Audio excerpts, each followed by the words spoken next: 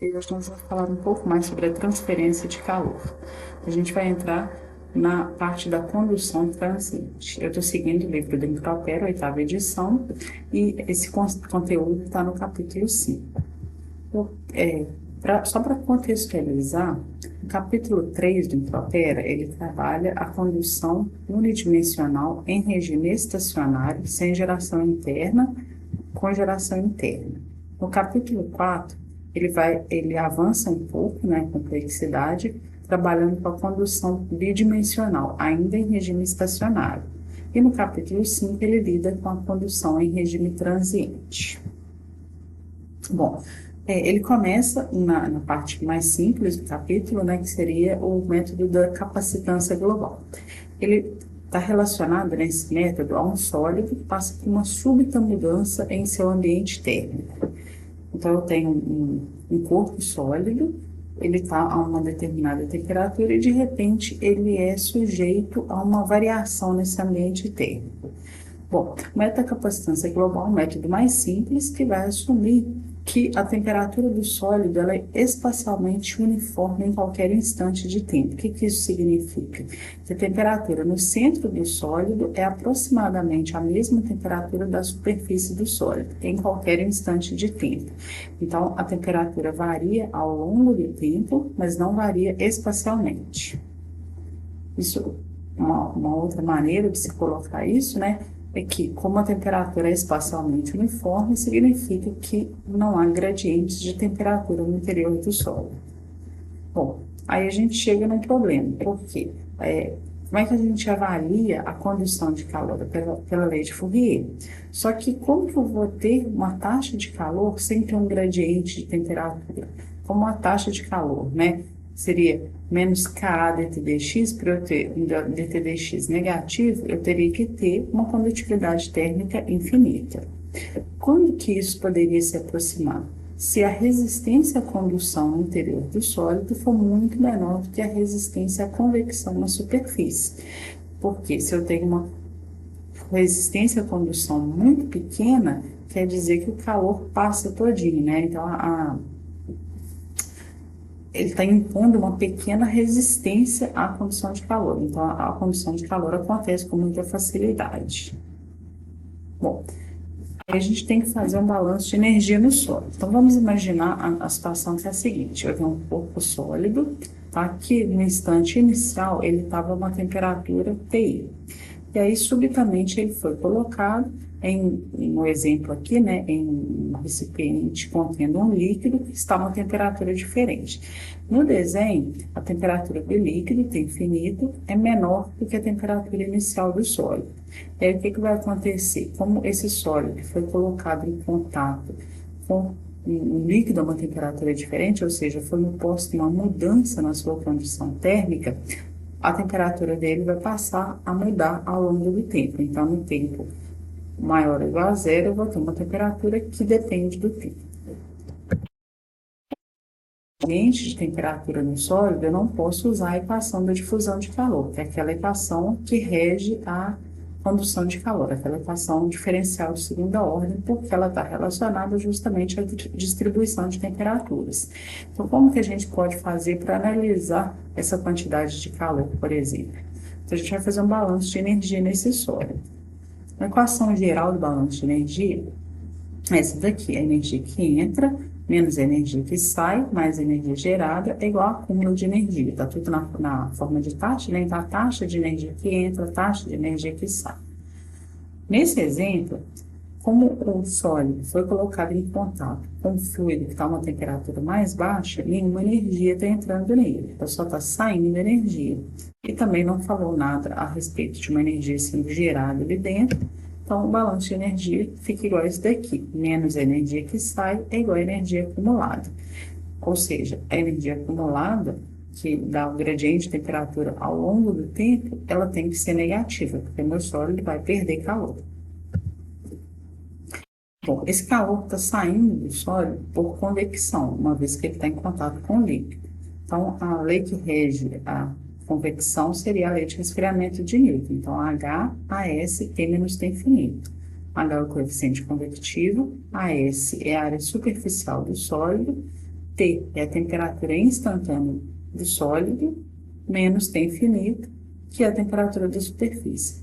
Essa temperatura do sólido, a rigor, ela seria a temperatura da superfície do sólido. Só que, como a gente está usando o método da capacitância global, a gente está assumindo que a temperatura do sólido é uniforme. Então, ela representa a temperatura do sólido como um todo.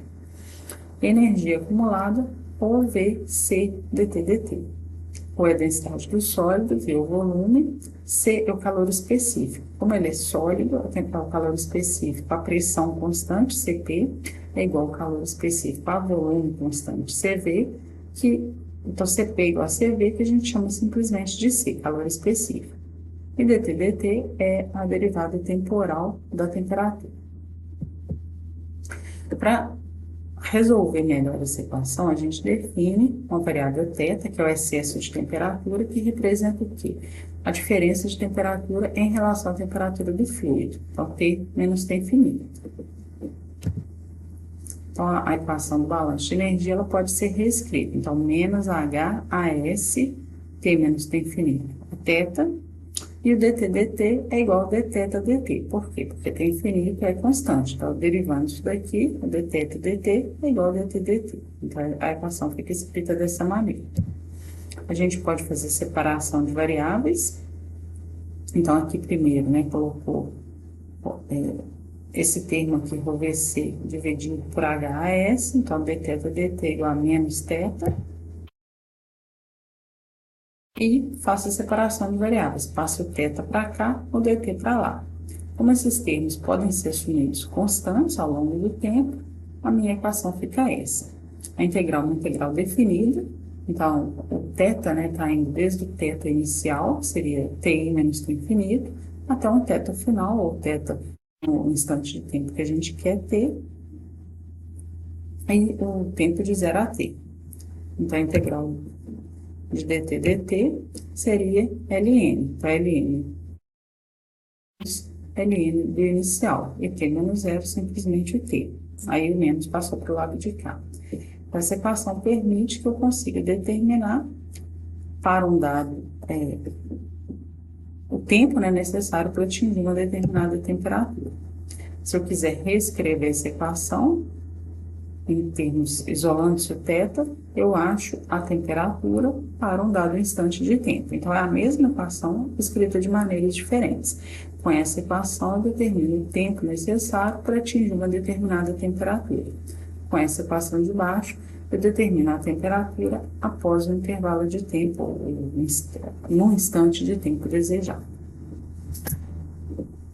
Esse gráfico mostra na forma adimensional, né, a temperatura na forma dimensional, θ sobre θi, em função do tempo.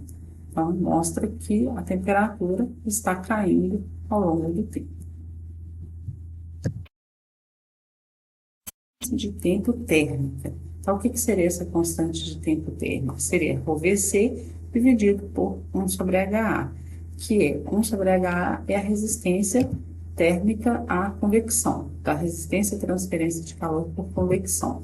Esse CT, que seria ρVC, seria a capacitância térmica global do sólido. Então, seria o produto entre a resistência à convecção e a capacitância térmica global.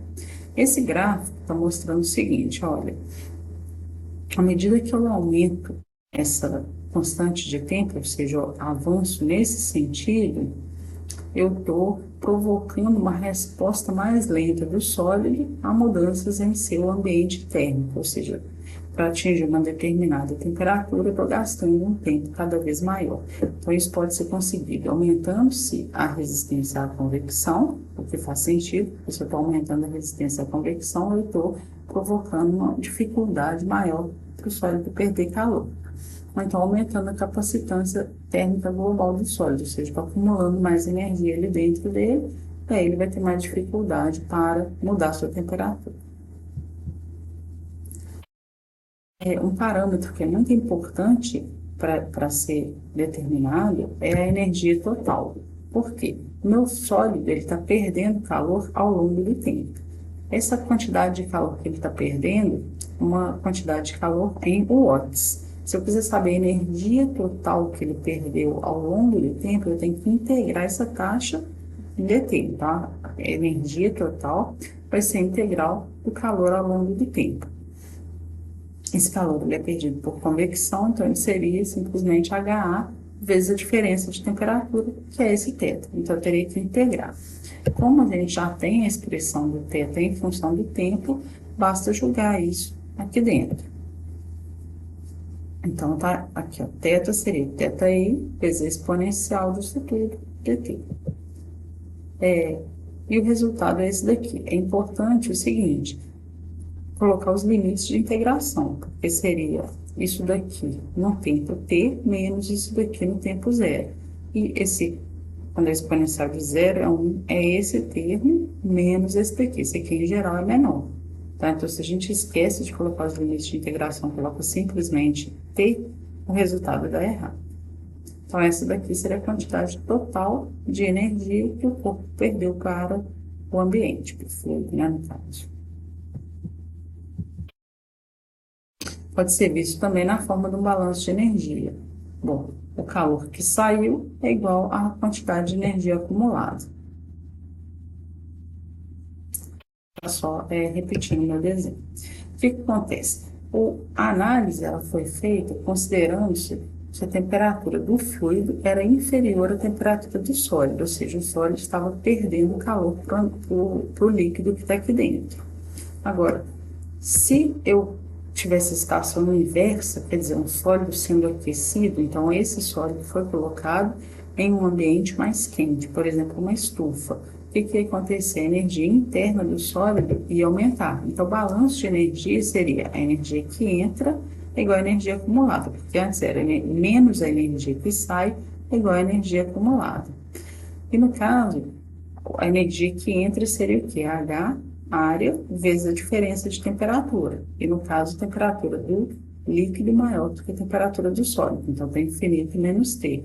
E aí a gente chega na mesma equação. O que significa que embora toda a análise que a gente fez tenha sido desenvolvida por um sólido sendo resfriado por um líquido, se fosse o contrário, o mesmo resultado seria obtido. Né? Apresentamos aí, né, o método da capacitância global, chegamos em expressão simples, porém, essa expressão simples, ela admite, né, ou ela assume que a temperatura do sólido não varia espacialmente. Mas será que isso realmente é verdade? Será que a gente pode usar isso em qualquer situação? Para responder essa pergunta, a gente tem que avaliar a validade desse método. Tá? Porque ele é um método simples, porém ele não é um método universal. Não é qualquer sólido que, quando for colocado em contato com o líquido, vai ter uma variação tão pequena de temperatura em seu interior que pode ser desprezado. Então, para entender isso daí, o livro apresenta, né, uma comparação, uma análise, partindo-se da condução em regime estacionário em uma parede plana. Tá? Então, eu tenho aqui uma parede, tá? A temperatura em x é igual a zero é TS1, a temperatura em x é igual a L seria TS2, e essa parede é colocada em contato com o fluido que está uma temperatura T infinito, e o coeficiente convectivo seria H. Nessa imagem, né, está sendo considerado que a temperatura da parede é maior do que a temperatura do fluido. Então, se for feito um balanço de energia nessa parede, o que a gente tem? Calor que vem para cá por condução é igual ao calor que é perdido por convecção. Então, o balanço de energia foi feito aqui na superfície.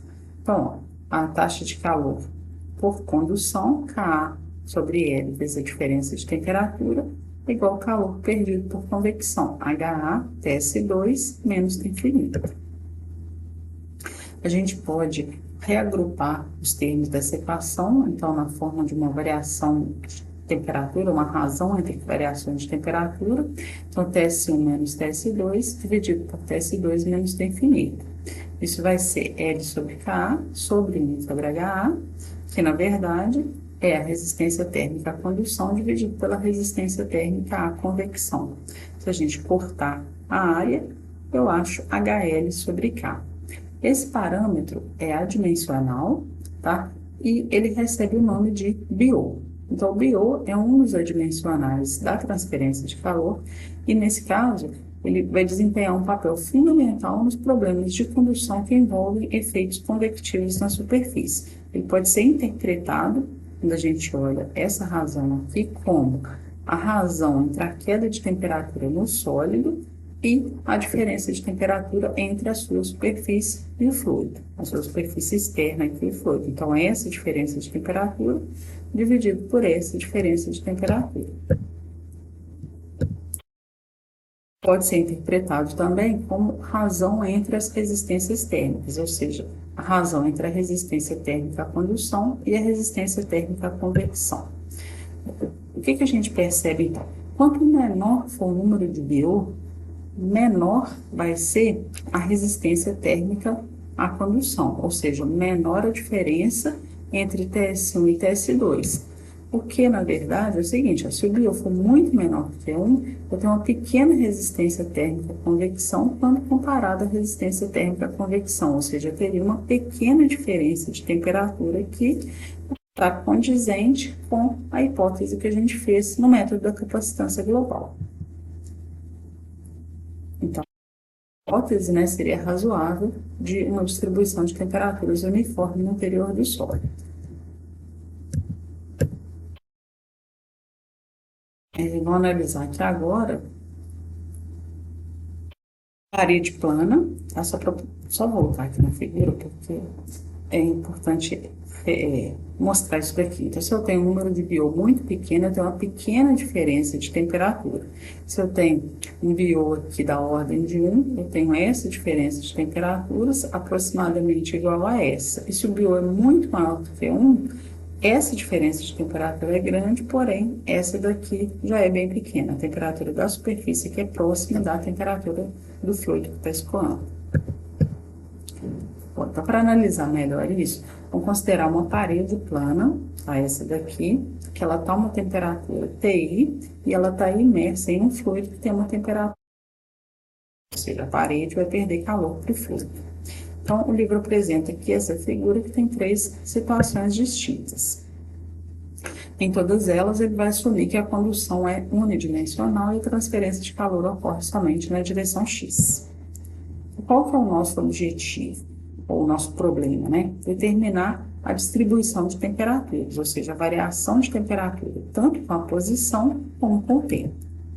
E a gente percebe, né, da análise que a gente já fez até o momento, que essa distribuição de temperaturas depende bastante do número de BO.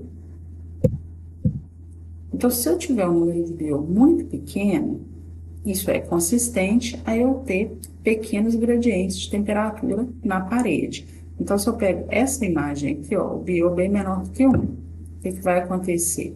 No instante inicial, a parede estava toda a temperatura TI, e à medida que o tempo foi passando, eu tenho pequenas variações de temperatura na parede e uma variação grande entre a temperatura da superfície e a temperatura do fluido. Então, em qualquer instante de tempo, eu vou ter pequenas variações de temperatura aqui dentro da parede. Ou seja, a temperatura depende só do tempo, não depende da posição. Então, a temperatura do sólido é mais ou menos uniforme até que ela tenda a atingir a temperatura do fluido quando as condições de regime permanente forem atingidas. Números de BO moderados, então no caso aqui da ordem de 1, eu tenho que a diferença de temperatura na superfície é aproximadamente igual à diferença de temperatura entre a superfície TS2 e o fluido. Então, eu tenho gradientes de temperatura significativos e a minha temperatura é função tanto da posição como do tempo. Se eu tiver um número de BO muito grande, que seria essa última imagem aqui, eu tenho grandes diferenças de temperatura ao longo do sólido. Então, a gente percebe que no gráfico aqui, né, ao longo do tempo, a minha temperatura está variando muito. Depende tanto da posição como com o tempo. Em todos os 3 casos, a temperatura final da superfície tende a ser a temperatura do fluido.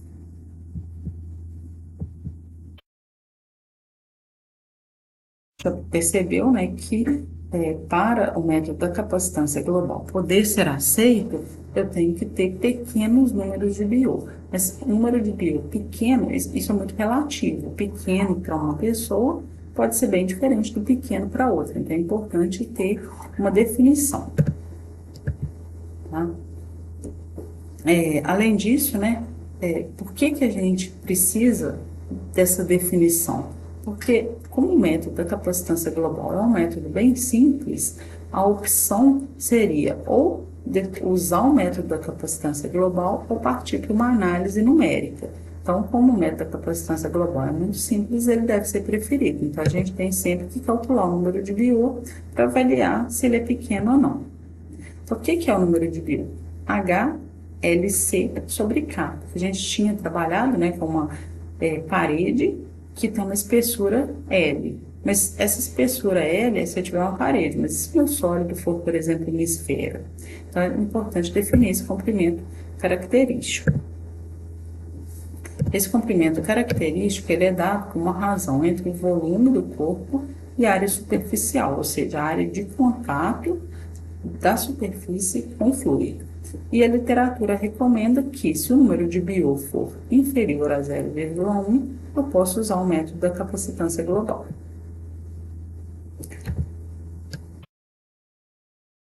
O parâmetro que é usado em conjunto com o número de BIO é o número de Fourier, tá? É um outro dimensional. Como é que ele é definido? Aqui está a expressão do método da capacitância global, né, para determinação da temperatura em função do tempo, e a gente percebe que se eu falar que o volume sobre a área superficial é o comprimento característico, então esse termo que está aqui seria HAT dividido por VC, o volume sobre a área seria o comprimento característico. Se eu manipular essa expressão, multiplicando, dividindo por algumas coisas, né? Eu teria HLC sobre K e alfa T sobre LC ao quadrado. Esse primeiro aqui é o número de BIO. Então, alfa T sobre o comprimento característico ao quadrado é o número de Fourier. Ele é um tempo adimensional que, juntamente com o número de BIO, caracteriza os problemas de condução transiente. Por quê? Porque isso daqui ó, é um parâmetro, né, adimensional, razão entre diferenças de temperatura. Então, para minha equação ficar na forma adimensional, ele fica dado como exponencial de menos BIO vezes Fourier. Então, a equação fica toda numa forma adimensional, que é muito útil em problemas de transferência de calor. Uma observação, nos próximos vídeos isso vai ficar um pouco mais claro, né, na hora que for resolver outros tipos de problema envolvendo o método da capacitância global, mas é muito importante já deixar claro que esse H aqui, ele está representando não necessariamente a convecção, porque eu posso ter um corpo sólido, tá, que é colocado em contato, por exemplo, com o fluido, e os efeitos de radiação também são importantes. Então, esse H representaria um coeficiente global de transferência de calor, que no caso, né, de eu ter convecção e radiação ao mesmo tempo, seria a soma desses dois, mas para cada problema seria um parâmetro diferente. Então, aí ele está sendo colocado na forma do coeficiente convectivo, porque toda a análise foi feita para um corpo colocado em contato com o fluido e o único modo de transferência de calor é, de fato, a convecção, então por isso que está colocado H. Mas em problemas um pouco mais complexos, esse H pode ser alterado. Então, é importante já deixar claro que esse H está representando aí um coeficiente global de transferência de calor. Bom, por esse vídeo ele já ficou comprido, por esse vídeo eu vou terminar aqui e depois a gente avança nesse estudo. Obrigada a todos pela atenção.